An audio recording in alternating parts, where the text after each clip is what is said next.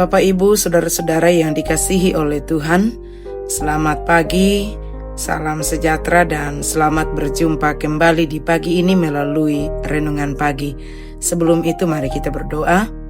Bapa, kami sungguh mengucap syukur kepadamu buat hari ini, kami boleh menikmati hari yang baru.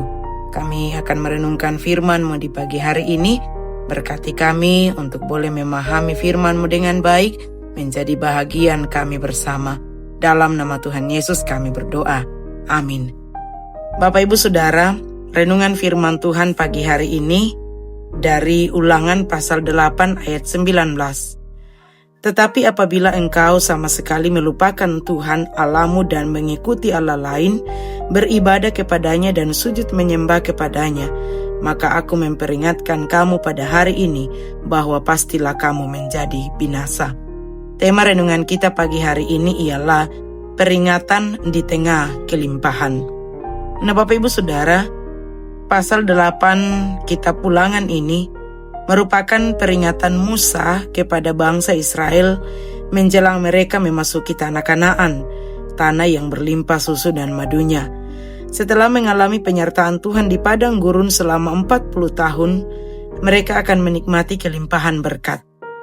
Nah, pada umumnya penderitaan sering membuat manusia mencari Tuhan, tetapi kelimpahan sering membuat manusia melupakan Tuhan. Musa kemudian memperingatkan mereka supaya mereka tetap mengingat Tuhan nantinya. Nah, kata melupakan di sini bukan sekedar lupa secara pikiran, tetapi menunjuk pada tidak lagi mengingat karya Tuhan, tidak lagi bergantung kepada Tuhan, hidup tanpa takut akan Tuhan, serta hati yang menjauh dari Tuhan. Dalam bahasa Ibrani, kata ini mengandung arti mengabaikan atau menyingkirkan Tuhan dari pusat hidup. Jadi masalah utama di sini bukan kurang pengetahuan tentang Tuhan, tetapi hati yang tidak lagi menghargai Tuhan. Nah, seseorang bisa saja masih ke gereja, masih melayani, masih menyebut nama Tuhan, tetapi sebenarnya sudah melupakan Tuhan karena hidupnya tidak lagi dipimpin oleh Tuhan, tetapi hidup sesuai keinginannya sendiri. Banyak orang mulai sungguh-sungguh saat susah, tetapi ketika ekonomi membaik, pekerjaan lancar, keluarga aman, mereka mulai jarang berdoa, tidak lagi haus akan firman, dan merasa mampu berjalan sendiri. Keberhasilan sering menjadi ujian iman yang lebih berat daripada penderitaan. Nah, selanjutnya dikatakan mengikuti ilah-ilah lain, beribadah kepada mereka dan sujud menyembah mereka. Nah, Allah lain bagi bangsa Israel waktu itu adalah dewa-dewa bangsa Kanaan seperti Baal dan Asytoret, dan Musa memperingatkan mereka supaya tidak menyembah kepadanya. Nah, bagi gereja masa kini mungkin tidak lagi seperti ilah bangsa Israel pada masa itu, tetapi ilah lain itu adalah segala sesuatu yang mengambil posisi Tuhan dalam hati manusia.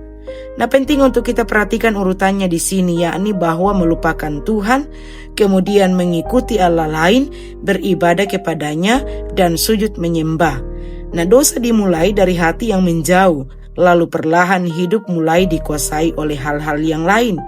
Tidak ada yang langsung jatuh dalam penyembahan berhala, tetapi biasanya dimulai dari hati yang tidak lagi intim dengan Tuhan.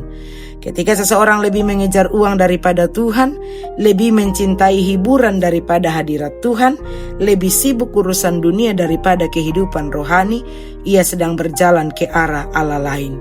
Seseorang bisa perlahan kehilangan Tuhan bukan karena tidak punya Alkitab, tetapi karena doa hilang, ibadah menjadi formalitas belaka, dan kesibukan lebih utama daripada Tuhan. Terhadap semuanya itu, Musa memperingatkan bangsa itu supaya tidak melakukannya, karena ketika mereka melakukan itu, mereka akan menuai kebinasaan. Nah, kata pastilah menunjukkan kepastian hukuman Allah atas dosa yang terus dipelihara. Binasa bukan hanya kematian fisik, tetapi juga berbicara soal kehilangan perkenanan Tuhan, kehancuran rohani, dan kehancuran hidup. Dan Israel akhirnya benar-benar mengalami hal ini ketika mereka terus meninggalkan Tuhan dan kemudian dibuang ke pembuangan ke Babel.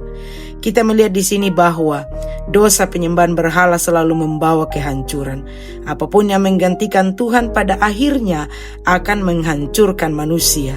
Jika hati tidak dijaga tetap melekat kepada Tuhan, keberhasilan justru bisa menjadi jalan menuju kehancuran. Karena itu, jangan hanya mencari Tuhan saat terdesak, tetaplah dekat dengan Tuhan saat hidup sedang baik-baik saja.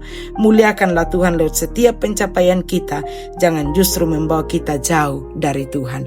Amin. Atas firman Tuhan mari kita berdoa. Terima kasih Bapa di sorga, firman-Mu kami boleh renungkan bersama pagi ini. Tuhan memberkati, menjadi rema menuntun perjalanan kami. Dalam nama Tuhan Yesus kami berdoa. Amin.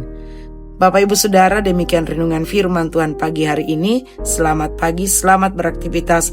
Tuhan memberkati kita semua. Amin.